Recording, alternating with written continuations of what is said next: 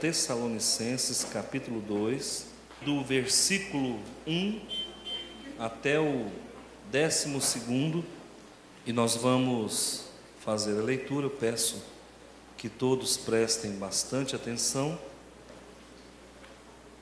divida a palavra com quem está ao seu lado, não se disperse, por favor, desligue o celular.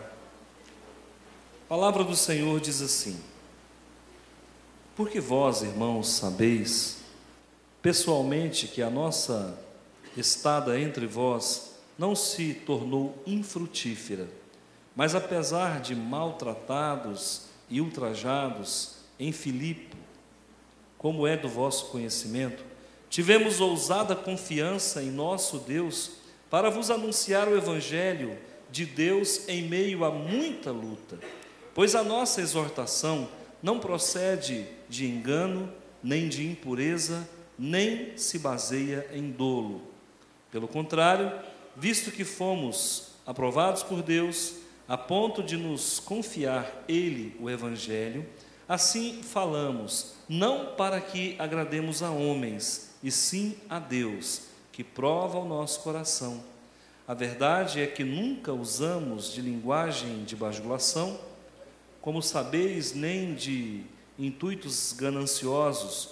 Deus disto é testemunha. Também jamais andamos buscando glória de homens, nem de vós, nem de outros. Embora pudéssemos, como enviado de Cristo, exigir de vós a nossa manutenção, todavia nos tornamos carinhosos entre vós, qual ama que acaricia os próprios filhos. Assim, querendo-vos muito, estávamos prontos a oferecer-vos não somente o Evangelho de Deus, mas igualmente a própria vida, por isso que vos tornastes muito amados de nós, porque vos recordais, irmãos, do nosso labor e fadiga, e de como noite e dia labutamos para não vivermos às custas de nenhum de vós. Vos proclamamos o Evangelho de Deus. Vós e Deus sois testemunha do modo porque, piedosa, justa e irrepreensivelmente, procedemos em relação a vós outros que credes. E sabeis ainda de que maneira, como pai e filhos, a cada um de vós, exortamos, consolamos e admoestamos para viverdes por modo digno de Deus, que vos chama para o seu reino e glória. Nós vamos orar. Feche os seus olhos, por favor. Senhor Deus, em nome de Jesus, nós estamos para bendizer sempre o seu nome. Muito obrigado, de todo o coração, em uma só voz, juntamente com a sua igreja, nós desejamos ardentemente o genuíno leite espiritual. Senhor, como queremos alimento espiritual, como precisamos muito da mão misericordiosa do Senhor. Por isso, atende nesta noite cada uma das necessidades, e cada família aqui presente já esteja agraciada, galardoada, abençoada, protegida. O Senhor é Deus, e o Senhor não dá pedra àquele filho que pede pão. Por isso, na noite de hoje, nós estamos para aprender, e nós estamos para ser boca do Senhor aqui neste lugar, em nome de Jesus. Amém. Queridos, eu quero falar sobre a trajetória de um homem bem-sucedido. Quantos homens bem-sucedidos você conhece na vida? Em Rio Verde tem homens bem-sucedidos? Um dia, conversando com um amigo, eu perguntei: quem é o homem mais rico de Rio Verde? Ele disse: são muitos. Se riqueza fosse sinônimo de sucesso, então esses homens são bem-sucedidos. Mas no campo espiritual, quem é o homem bem-sucedido de Rio Verde? Quem é o pastor bem-sucedido? E aí a pergunta fica difícil de responder. Ser bem-sucedido é ter uma igreja grande? Ser bem-sucedido é falar com fluência? Ser bem-sucedido é fazer parte de uma igreja de renome nacional e internacional. O que é ser bem-sucedido no meio cristão? No meio secular, nós temos alguns destaques, algumas figuras proeminentes na nossa sociedade. No campo das artes, muitos se destacaram. No campo da ciência, muitos se destacaram e têm se destacado. No campo da política, nós temos grandes baluartes, fizeram história. Eu, particularmente, tenho um carinho muito especial pelo Brasil Imperial, leio muito sobre o Brasil Império e sobre Dom Pedro I, já li bastante sobre Dom Pedro II, eu admiro muito aqueles homens, principalmente Dom Pedro II. Quando nós olhamos para as pessoas, nós não devemos ver os defeitos delas, porque, queridos, no cômputo geral, um homem de Deus, ele sempre tem mais qualidades do que defeitos. E os defeitos que supostamente todos nós temos, não nos torna, de forma alguma, persona non grata diante de Deus. Deus nos ama, apesar dos nossos defeitos. Isso não significa que nós devamos viver a vida inteira errando em alguns aspectos, mas procurar melhorar a cada dia. No quesito espiritual, eu realmente não sei quem são os homens proeminentes da cidade de Rio Verde, e nem do estado, mas nós temos renomes nacional e internacional. Nós temos Billy Graham, que é um exemplo para quem quer conhecer um homem de Deus, está aí um grande exemplo. Nós temos no cenário nacional pastores também, que muitas das vezes não são midiáticos, mas eles são pastores também de renome, fazem um bom trabalho. Acredito eu que nós não somos da mídia, eu não sou proeminente, mas acho que temos feito um bom trabalho aqui também. Me aventuraria a dizer que somos bem-sucedidos em Cristo Jesus. Mas eu quero falar de uma figura bíblica, de um homem que eu, com certeza, o dia que eu chegar na eternidade, no céu, eu faço questão de conhecer. Existem algumas personalidades bíblicas que eu quero conhecer, é claro que vamos conhecer, mas eu faço questão. Paulo é um deles. Eliseu, eu sempre falo que admiro muito o temperamento de Eliseu. Samuel, um homem, ilibado, de uma conduta muito justa, muito reta. O rei Davi, apesar de todas as suas falhas, ele sempre fazia o caminho de volta, e nós pregamos sobre isso há dias atrás. Mas o Paulo, o São Paulo, o apóstolo Paulo, o Saulo, aquele homem que saiu de um modelo de religião muito forte, muito, proselitista, e Paulo se destaca aqui no meio cristão, por ocasião do nascimento da igreja, e Paulo nos dá algumas matizes para que nós possamos ser bem-sucedidos. Pastor, nós podemos pegar isso que Paulo fez aqui e aplicar na área da política? Podemos. Nós podemos pegar esse modelo que Paulo deixa na carta aos Tessalonicenses e aplicar no campo da ciência? Podemos. Na religião nem se fala. Eu vou falar um pouco de Paulo. Paulo, para mim, é um homem bem-sucedido. E ele teve uma trajetória. Nós sabemos que Paulo não era casado. Nós sabemos que ele era um homem só. Não chegava a ser um eremita, mas ele era um homem de vida solitária. Ele tinha um ajudante que o ajudava a compor as suas cartas, mas normalmente você encontra Paulo só. Quem descobriu Paulo foi Barnabé. Barnabé, um homem de pouca notabilidade em relação a Paulo, a Pedro, mas um homem justo. Barnabé, um homem descobridor de talentos. E se você olhar na cadeia temática da tua Bíblia, já no começo do livro de Atos, você vai ver assim: Barnabé e Paulo, Barnabé e Paulo. Chega um momento em que a situação se inverte e o discípulo supera o mestre, e aí você vai encontrar Paulo e Barnabé, Paulo e Barnabé. O que nós poderíamos dizer desse homem? Eu posso dizer para você, a princípio, antes de entrar na carta, que eu me espelho nele. Quando eu fiz faculdade, a minha primeira faculdade, eu tive alguns professores que marcaram a minha vida. Eu não vou citar o nome, não tenho autorização para isso, mas eu tive alguns professores e eu dizia: quando eu crescer eu quero ser igual a esse homem, eu quero ser igual a essa mulher. E durante muito tempo eu os imitei na sala de aula, até que eu pudesse encontrar a minha própria identidade. Depois de um certo tempo, eu acho que alguém andou me imitando, não sei, mas procurei ser autêntico, original, mas aprendi com aqueles que foram bem-sucedidos na educação de Rio Verde e também no estado de Goiás. O apóstolo Paulo supera Pedro. É triste falar isso e ao mesmo tempo é prazeroso. Paulo supera Pedro, Paulo supera Tiago, Paulo supera Barnabé, Paulo supera João Marcos, Paulo supera João Evangelista.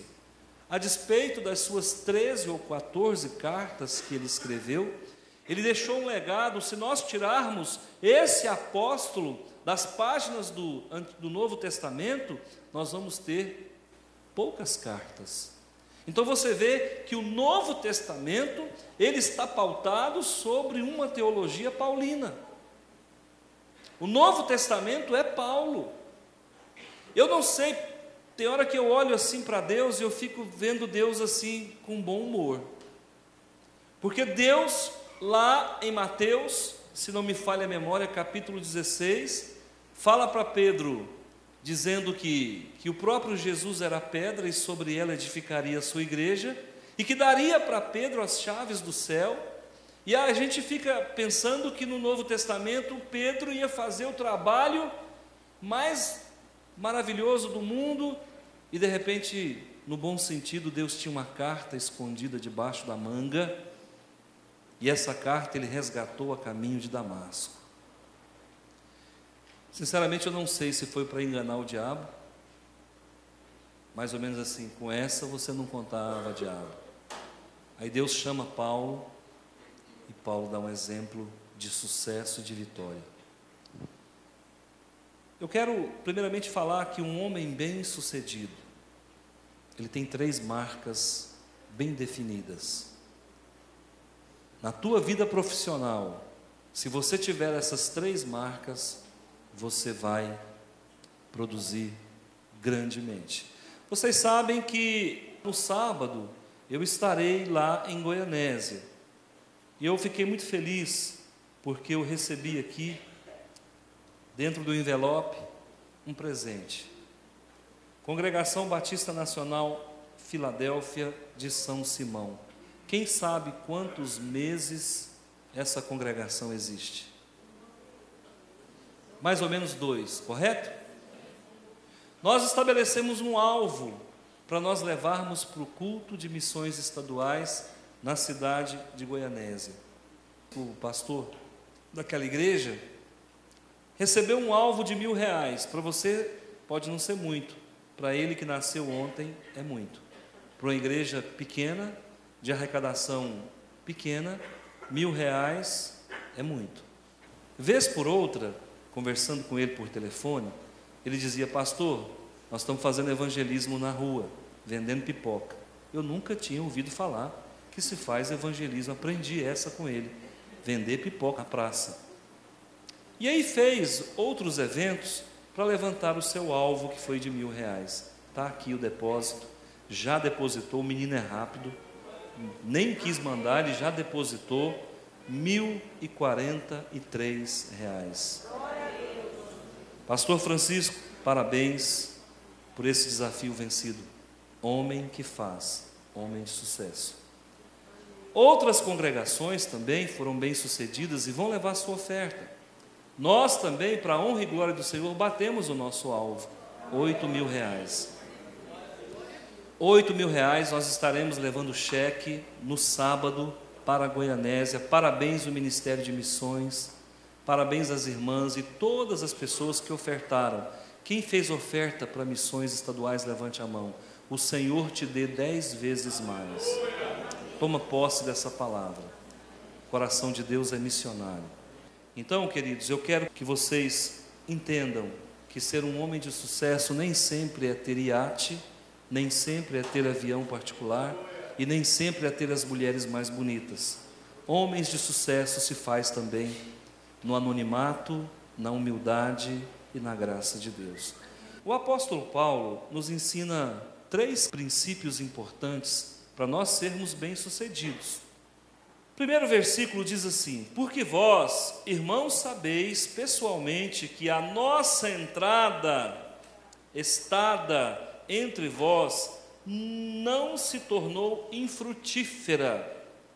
Qual é o primeiro pilar, o primeiro princípio que deve pautar a vida de um homem bem-sucedido?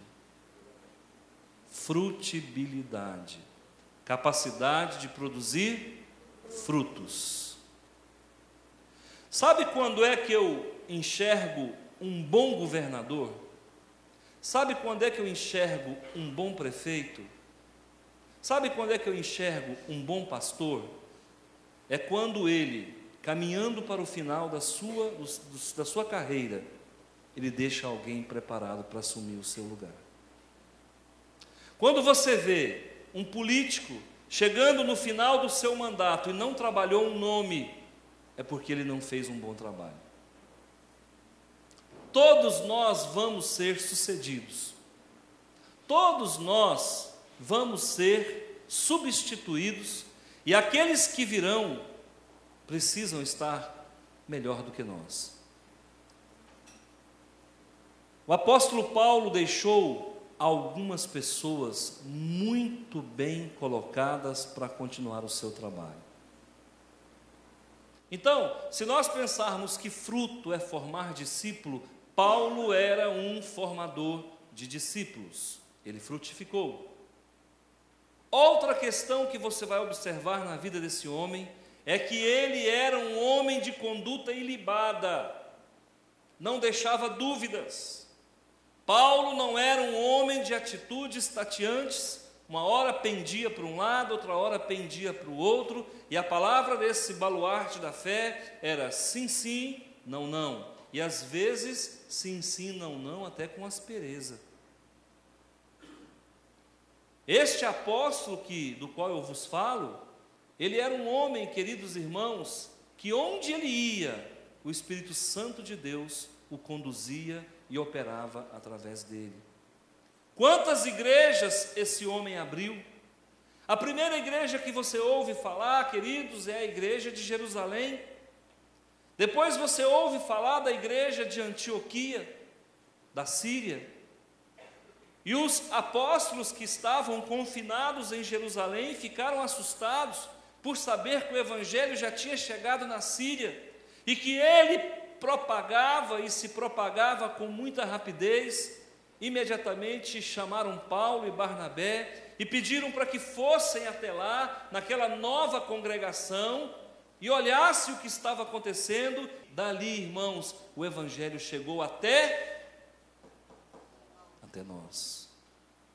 Trabalho de Deus na pessoa do Espírito Santo, pela redenção de Cristo Jesus e pelo suor, pela ousadia, pela coragem desse apóstolo. Se há um homem que produziu frutos na palavra de Deus na Bíblia, não tenha dúvidas, pode citar o nome deste apóstolo, o apóstolo São Paulo. Agora, na vida de um homem que produz frutos, nem tudo é maravilhas. Há momentos que nós choramos, há momentos que nós choramos. Há momentos que nós sentimos desejo de olhar para trás, sim. Há momentos que seremos humilhados, com certeza, maltratados, ultrajados, envergonhados. Haverá momentos na nossa vida, querido, que nós não teremos com quem contar. Diz-se que o poder é solitário. E nós que lidamos com muitas pessoas, de certa forma, é-nos delegado um quantitativo X de poder. Há poder, não só pelo poder de Deus, mas há poder de liderança nas nossas mãos. E há momentos, queridos, que nós estamos só. Há momentos que as cortinas abaixam, que as luzes se apagam e nós nos encontramos com nós mesmos. Paulo fala aqui no versículo 2: mas apesar de maltratado, ultrajado, tivemos ousada confiança. Você que deseja ser um homem e uma mulher bem-sucedida, não se engane, você vai ser maltratado. Também vai ser ultrajado, envergonhado publicamente, que nós chamamos de opróbrio. Você será em alguns momentos, lesado. Em muitas situações você vai ter que perder para poder ganhar. Em muitas situações você vai ver que as pessoas estão te passando para trás e você tem o direito de permanecer calado. Nesse sentido, ser cristão e ser um vencedor não é fácil. Quando eu vejo falar que um homem conhecido mundialmente comeu marmitex, é porque ele andou pelo mesmo solo que nós andamos. Certa vez eu ouvi um testemunho de um jogador famoso no Brasil, muito famoso e até idolatrado, e ele disse que engraxou sapato. Para muitos isso irmãos, não há nada de fantástico nisso. Todo vencedor já engraxou sapato. Todo vencedor começou das categorias de base. Você está aí sentado. Existem vitórias para você conquistar. Talvez você hoje está engraxando o sapato, mas fique tranquilo, que amanhã você vai subir de posto, e o Senhor vai te honrar. Dê o seu melhor, para que o Senhor possa abençoá-lo. Essa igreja que você está nela, e que hoje, para a honra e glória do Senhor, conta com mais de 600 membros, já foi uma congregação, numa rua qualquer, onde as pessoas passavam, do lado de fora se via 2 ou 3 pessoas, e muitos até zombavam. Eu já fiquei sabendo de comentários, quando essa igreja ainda não estava sob a nossa direção, de pessoas que diziam: aquela igreja não cresce. E a pessoa que estava aqui se sentia ultrajada. E hoje, as pessoas que falavam isso, hoje tem uma igreja menor que essa. O mundo dá voltas. A língua é chicote do rabo. Nós somos escravos do que falamos e vamos ter que prestar conta de cada palavra. Eu não sei se você tem frutificado. Quem tem produzido frutos aqui, que tem segurança, levante a mão. A minha oração é para você. Qual é o fruto que você tem produzido? Nós estamos vivendo num mundo onde as pessoas têm que fazer grandes coisas. Mas fique sabendo que não são nas grandes coisas que o Senhor te reconhece. São nas coisas insignificantes. Porque quem não faz o pequeno, o insignificante com amor, com esmero, com certeza não será caprichoso quando tiver numa grande obra. Certa feita, eu ouvi de uma pessoa que a vida é como uma roda gigante. Quem já andou numa roda gigante aqui? Levanta a mão. Hoje não tem isso mais, né, gente? Eu sou do tempo do circo. Eu só não era o palhaço, mas eu gostava de estar lá. E andava na roda gigante. A roda gigante é assim: uma hora você está em cima, outra hora você está embaixo. E a vida é assim.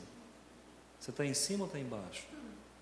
Pastor, no momento eu estou no meio. Então tá bom. É daí para cima, continua. Mas quem está embaixo, fica firme. O Senhor vai te levantar. Ele vai honrar você. Haverá momentos que você vai ser humilhado no trabalho. E eu me lembro de um lugar que eu trabalhava, e amo aquele povo de coração. Isso aqui não é hipocrisia. Onde eu via pessoas que entravam no dia do pagamento, saía com o dinheiro contando na minha frente para fazer figa. E eu entrava lá e falava: não tem dinheiro. E algumas vezes eu saía com com lágrimas nos olhos, por saber que eu precisava do dinheiro e eu não sabia mentir para poder receber o dinheiro na frente dos outros.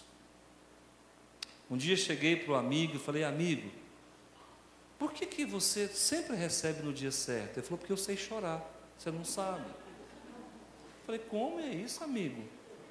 Como é que você chora? Ele falou: é simples. Pegou, apertou assim, ó.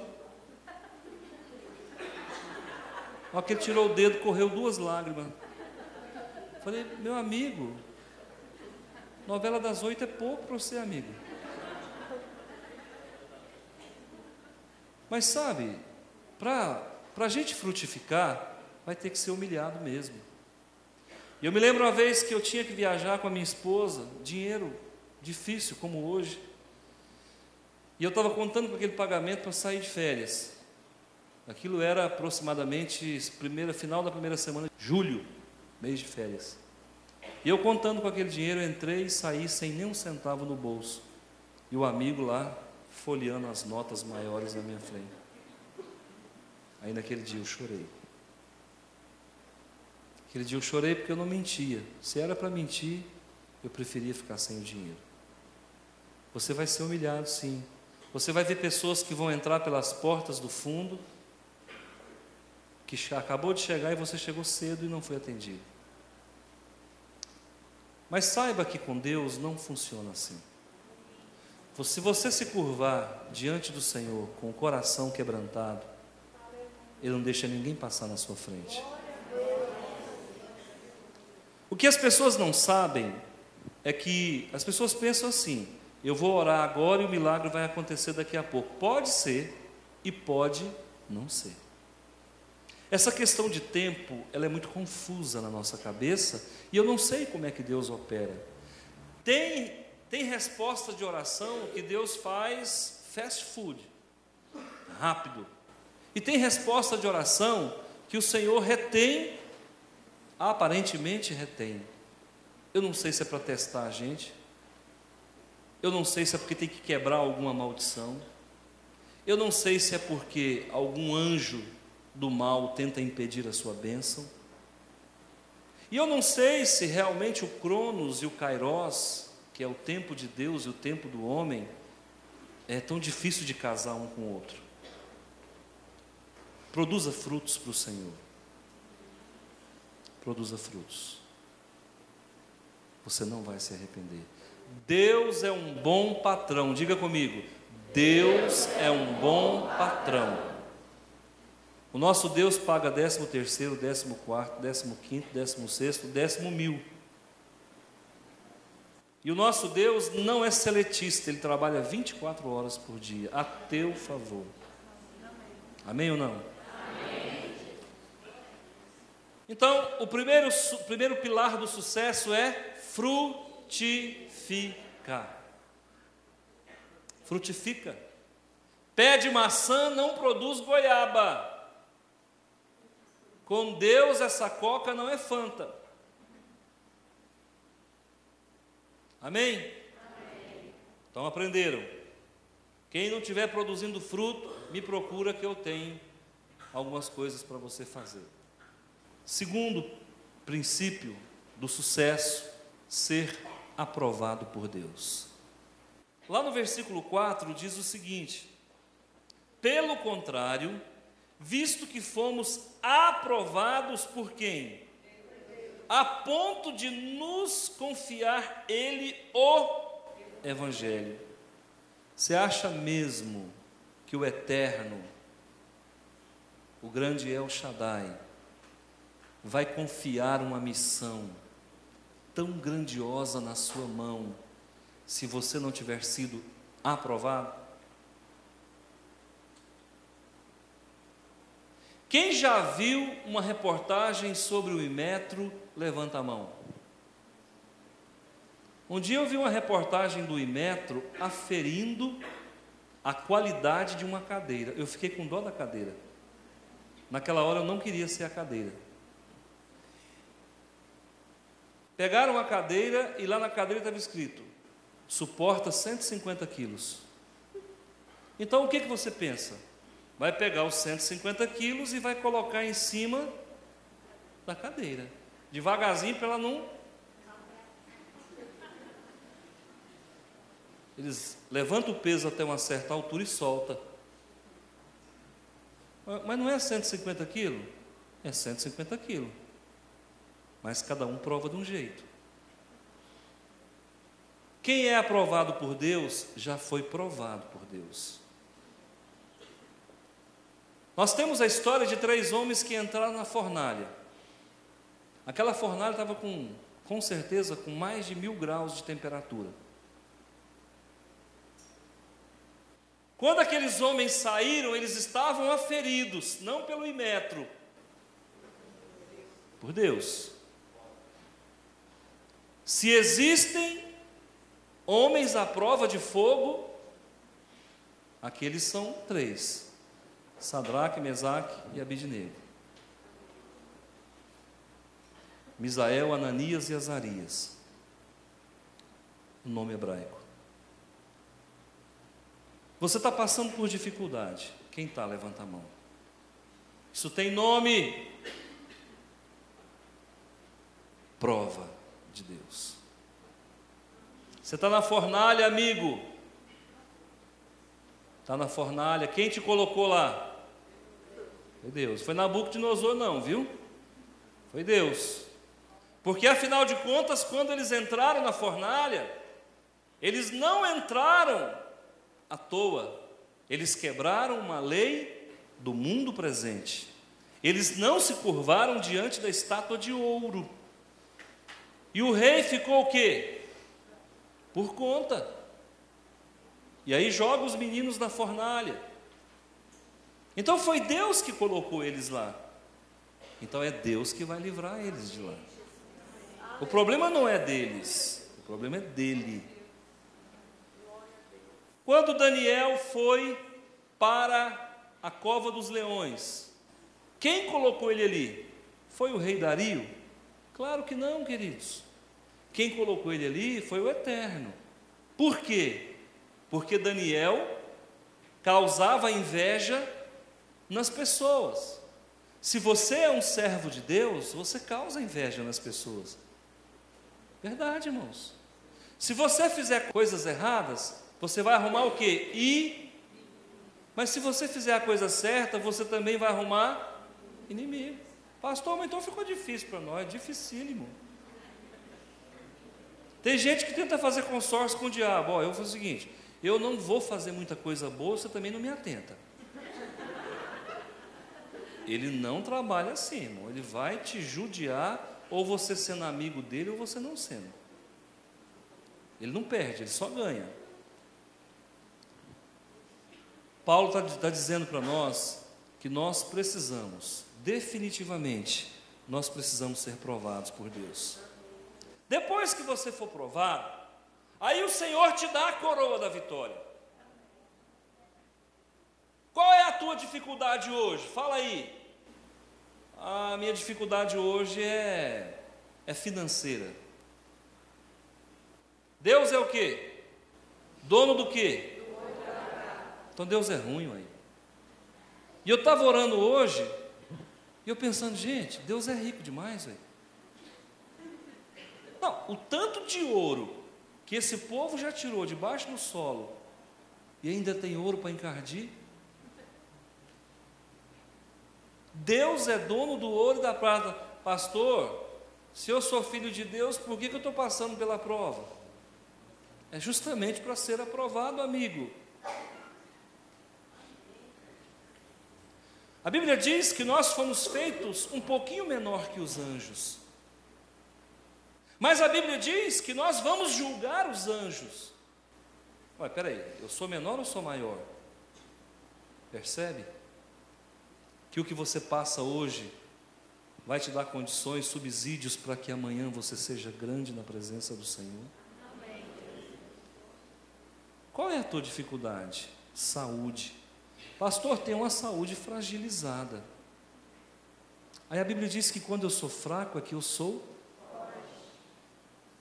Qual era o problema de Paulo, apóstolo Paulo? Ele tinha um problema. Um espinho na carne. E aí Paulo faz uma oração para o Pai: Senhor, me cura desse problema, que eu não sei se é uma enfermidade, parece que é um demônio. E ele fala que o demônio esbofeteava ele para que ele não se envaidecesse, porque ele havia ido no terceiro céu. E aí o Pai fala o que para ele? Nani, não. Fica doentinho aí, porque a minha graça te... Quando eu sou fraco é que eu sou. Quando você está com problema, você ora mais. Ora mais ou não? Eu acho que eu vou assistir hoje O Vento Levou. Vou não, o negócio está feio, eu tenho que orar. Porque você lembra do problema. Sabe qual foi o momento em que a igreja foi mais vitoriosa? Foi quando ela foi perseguida. Deixa eu contar uma história para vocês aqui. Tem um líder aí, que eu não vou citar o nome dele não. Um líder comunista, que já, se não morreu, tá fazendo hora extra. E esse líder resolveu dar um fim nos crentes do país dele. Baixou uma lei, e quando o rei é tirano, ele não respeita congresso, ele faz e desfaz. É tirano, é déspota, né? E aí ele baixou um decreto lá, falou: olha, para prender tudo quanto é pastor, que essas igrejas estão crescendo demais, e eu não quero cristianismo aqui não. Comunista não gosta de cristianismo, vocês sabem disso. Tá bom. Aí os policiais, né, foram lá, prenderam a pastorada tudo. Ficou tudo no xilindró. E aí o que aconteceu? Os crentes se uniram.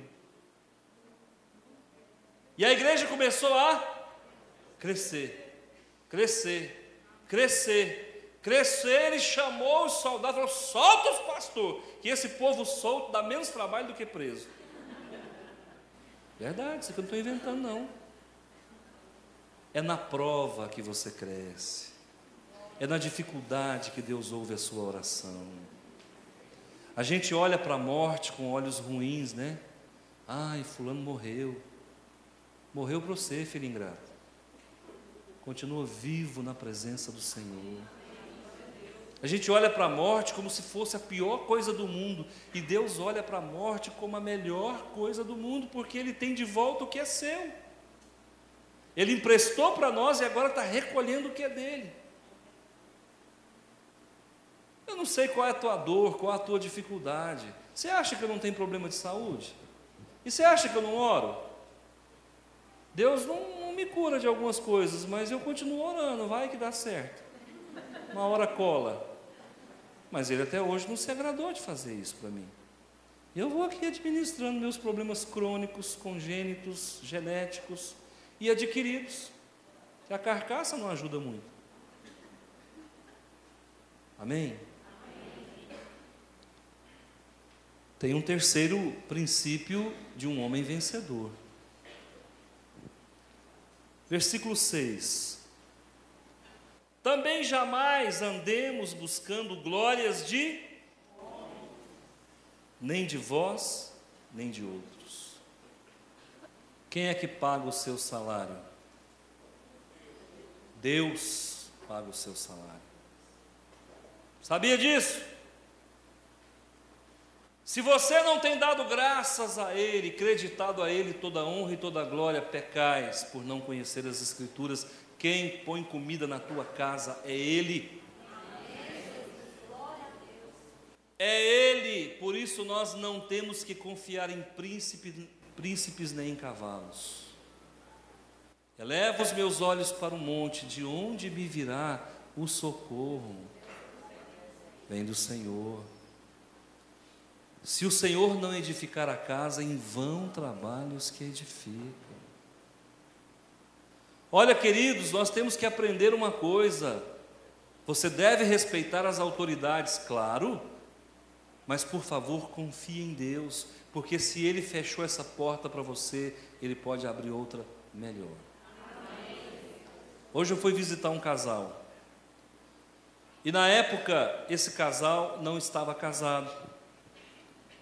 Não vou citar o nome, não tem autorização para para citar um nome. E eu fui visitá-los e eu disse: olha, irmãos, vocês estão fazendo tudo errado, vocês estão vivendo amasiado, isso Deus não se agrada. O que é certo? O que é certo é o casamento, tem que casar. Por quê? Porque você abre brechas na sua vida. E aí sabe o que aconteceu? Eles resolveram casar. No dia do casamento dele, sabe qual foi o presente dele? Ele foi demitido da empresa. Ficou o quê? Desempregado. O que você acha que o maligno chega e fala? Está vendo? Cadê o teu Deus? Fala ou não fala? Tempo que você era amasiado, dava tudo certo. Foi só você entrar nessa de ser crente aí, de obedecer pastor. Onde é que você entrou? Desempregado. Cadê o teu Deus? Quem já ouviu isso, gente? É Ele. Aí o que você fala? É mesmo, hein? Esse Deusinho também, E tem gente que começa a murmurar: mas depois que eu virei crente, o trem piorou. Só de você falar isso vai piorar um pouco mais. E aí esse irmão, visitando ele hoje, ele me lembrou essa história. Ele falou: pastor, quando eu fui receber o último salário do seguro-desemprego, eu falei: agora lascou, porque é o último salário do seguro-desemprego. O que é que eu vou fazer? 2 dias antes de receber o último salário do seguro-desemprego, parei no semáforo, falou até o lugar. Quando eu parei, um carro para do lado, baixou o vidro, falou: como é que você está? Você está querendo trabalhar? Está desempregado? Estou. Tem um negócio para você, liga em tal lugar assim, assim. Ele ligou e o salário dele é? Se Deus não puder cuidar do que é dele, irmão, quem que vai cuidar? Parece que Deus coloca a gente no banco, igual os times grandes fazem. E Ele coloca nós no banco, queridos, é para a gente não jogar mesmo. Porque o jogador profissional, quando ele vai para o banco, ele fica o quê? E a câmera filma bem a carinha dele, ele está lá resolvendo. Eu mato esse técnico eu vou matar ele. É ou não é? E às vezes o técnico colocou o cara no banco ali, na verdade, não é porque ele é ruim, é porque ele precisa se superar, ele precisa se reinventar, ele precisa se reencontrar, voltar à boa fase. Então a boa fase, nesse caso, não é jogar bem, mas a boa fase é não se apartar de uma vida de oração, a boa fase é não se apartar da leitura bíblica, porque, querido, se você lê a palavra e você tropeça em alguma situação, dificulta para você. Então, em situação alguma, olhe para trás. Em situação alguma, reclame do teu Criador. Em situação alguma, tenha inveja do teu vizinho. Não entre nesse viés, é laço. Então, em quem que nós temos que buscar a glória? De Deus. Faça esse voto hoje. Olha, Deus tem ouvido muito as nossas orações aqui. Eu estou assustado com o que Deus está fazendo. Uai, pastor, até o senhor duvidava? Não, irmãos, é porque tem resposta que é muito rápida. Eu vejo Deus operando aqui, é incrível. E a bênção que está aqui, ela se espalha até para a vizinhança e para outras igrejas. Tem gente colhendo frutos da presença de Deus aqui nessa igreja. Eu sei de gente que veio nos visitar e recebeu a bênção. Talvez você está aqui nos visitando hoje. Talvez você não volte mais, mas você já está abençoado, toma posse. Qual é o teu desejo? Qual é o teu problema? Qual a tua luta? Qual o teu desafio? Ser bem-sucedido, queridos irmãos, não é andar em berço esplêndido. Ser bem-sucedido não é ter 3 carros na garagem. Ser bem-sucedido não é ser a mulher mais bonita do mundo. Ser bem-sucedido não é ganhar 20 mil reais por mês. Ser bem-sucedido, querido, não é ser famoso. Ser bem-sucedido é andar segundo a vontade do Senhor. No versículo 5 diz o seguinte: o homem bem-sucedido não bajula ninguém. A palavra de Deus está dizendo que nós não devemos, em momento algum, bajular ninguém. O Senhor sempre estará ao nosso favor. Você tem uma porta aberta para você falar com Deus. Você tem um telefone vermelho na cabeceira da tua cama. Ore com fé. E eu já falei para vocês aqui, eu já fiz oração dentro do banheiro, lugar menos provável para você fazer oração. Tomando banho, diga-se de passagem, para dirimir qualquer dúvida aí. Orando, tomando banho e falando com o Senhor. E às vezes não reclamando, porque veja bem, queridos, tem uma forma de você falar com Deus que você reivindica sem reclamar. Como é que é, pastor? Eu vou dar os dois exemplos. Senhor, por que comigo? Senhor, mas desse jeito eu não aguento. Quando o Senhor dá a farinha, o diabo carrega o saco. Como é que faz com um trem desse? Isso é murmuração, irmão. Essa oração ela não sobe, ela... E o capetinha fica lá, manda mais, nós vamos subir para arrebentar com a sua vida de novo. Agora, qual é o modelo de oração que toca no coração, lá na válvula mitral de Deus? Qual é a oração que toca lá no centro do coração do Pai? Senhor, eu tenho te servido há tantos anos, tenho procurado ser um bom filho, tenho sido fiel nisso,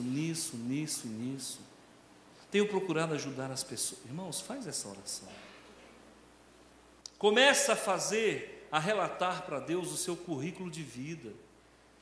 Comece a colocar para Ele, não na forma de reclamação, mas na forma de fundamentação de um pedido que você vai fazer posteriormente. Sabe por que não recebeis? Porque pedis mal. E tem hora que eu penso que a nossa oração é tão bagunçada que dá um trabalho danado para o Espírito Santo. Que a Bíblia diz que Ele intercede por nós com gemidos inexprimíveis porque nós não sabemos. E eu penso que no que você vai falando e vai orando, o Espírito Santo vai pegando, juntando, calma, pega um pouquinho, é gente demais. E vai organizando aquilo para chegar na presença do Pai, porque o Pai é um Pai organizado. E Ele diz mais ou menos assim: Senhor, aqui está a oração do teu filho, do meu filho. É a pessoa da Trindade, a terceira pessoa, falando com Yahvé. E aí o Senhor fala: uma coisa de cada vez. Qual é a necessidade mais urgente do meu filho? A necessidade mais urgente do teu filho hoje é o trabalho. Desce lá anjo e abre aquela porta fechada. E aí aquele emprego que você já bateu tanto na porta e que você deixou o currículo lá, e eles pegaram aquele currículo seu e jogaram dentro de uma gaveta. Um determinado dia, sem mais nem menos, o gerente administrativo resolve fazer uma faxina na gaveta. Olha só como é que funciona. No que ele pega, tira aquelas coisas eradas da gaveta dele, ele encontra ali 2 ou 3 currículos que estão misturados. Na hora que ele abre aquilo na mesa, os olhos dele batem no seu currículo e aquilo se projeta na mente dele, porque Deus sabe fazer isso. E ele olha para aquele nome olha para ele, e os dois têm uma relação de amor ali naquele momento. Ele pega aquele papel e o telefone toca. Você está empregado. Funciona assim. Aí ele pergunta então para o anjo qual é a necessidade daquele menino. Senhor, tem um devedor que deve ele há 5 anos e não quer pagar de jeito nenhum. Vai lá, visita esse devedor na noite e traz uma convicção de pagar o que se deve. No dia seguinte o telefone toca. Fulano, está lembrado de mim? Eu sou o Beltrano. Lembra na hora, né? Lembrei. Pois é, eu estou te devendo 120 mil. Dá para tirar o juro? Está perdido, filho. Quanto que você pode me pagar? Não, eu te pago 80. O que você vai fazer? Não, só recebo se for tudo. Aí o anjo volta para casa, fala: Senhor, dá para ajudar aquele menino? Não, deixa ele lá. O negócio está perdido, cidadão, pega 80. Aí você vai lá com 80 mil, irmão, dá uma arrumada na estrutura toda, arruma a casa, dá um banho de salão de loja, conserta, fica legal, fica feliz, com dinheiro no bolso. Funciona assim, querido. Basta nós fazermos a coisa certa. Se você está dentro da casa do Senhor e não tem produzido fruto, a partir de hoje, frutifique. Se está difícil fazer além do que precisa, faça pelo menos o que precisa, porque a maioria dos crentes não fazem nem o que deve, quanto mais o que poderia ser excedente. Segundo, se você está tentando realmente ser bem sucedido, deixa Deus te provar e não reclama não. Manda mais, Senhor, manda mais, provoque a tua sede. Eu lembro uma vez que eles lançaram a propaganda de um refrigerante chamado Tim. É Tim? Acho que é Tim. Quando foi lançar esse refrigerante, eles lançaram em Brasília. E eu estava na época trabalhando na 212, numa oficina de rádio e televisão. Eu tinha lá meus 16 anos. O carro daquela empresa parou o caminhão. Lá vem o cara com os refrigerantes na mão e um saco de batata frita. O slogan do refrigerante era: provoque a tua sede até não aguentar mais. Lá vem o homem com esse saco de batata. Agora eu não preciso falar, né, gente? O povo me conhece, sabe que eu e uma batata é um amor eterno. Ele falou assim: você quer provar a batatinha? Eu falei: quero. Aí eu comi. Ele falou: pode comer mais. E eu comi, aquilo estava difícil de descer, porque sem água, sem nada, né? Ele falou: provoca mais sua sede. Eu falei: o senhor quer chegar aonde? Ele falou: não, eu quero chegar no final do saco, pode ir. E aí, meu amigo, quando eu não aguentava mais, ele pegou um refrigerante quente. Aquilo que eu botei na boca, meu, foi igual sabonete Omas. O trem ferveu, quase que eu engasgo. E ele falou: tá bom o refrigerante? Eu falei: gostoso demais. Então assina aqui a prancheta, como você foi o nosso test drive. É, meu amigo, deixa Deus mandar dificuldade sim, não reclama não. Só diga assim, quando tiver difícil demais: Senhor, já está bom, Senhor, opera, Senhor, alivia. Só isso, mas não reclama. Amém? Deixa Deus cuidar de você. Não busque a glória de patrão, de amigo, não bajule ninguém. Confie em Deus.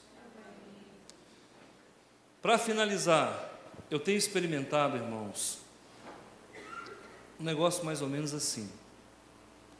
Eu chego num lugar para resolver um problema e eu nem peço para que as pessoas façam, as pessoas fazem para mim. Eu conversava esses dias com a irmã Deusdetina. Isso já aconteceu várias vezes. Eu chego num lugar para resolver um problema meu. Quando eu chego lá, a pessoa que me atende vai com a minha fachada, se agrada de mim e me dá o que eu quero sem eu ter que pedir. Eu não vou poder contar isso aqui, tá? Tem coisas que é melhor a gente não falar. Mas é incrível. Eu saio de lá para pedir um negócio, não precisa pedir, saio com mais do que eu queria. Mas o que é isso? Queridos, é horas na presença do Senhor, e faça isso. Invista tempo na presença dEle. Haverá situações que você não precisará pedir, Ele vai te entregar. Você confia nisso? Você acredita que isso é verdade? Então feche os seus olhos, eu vou orar com você.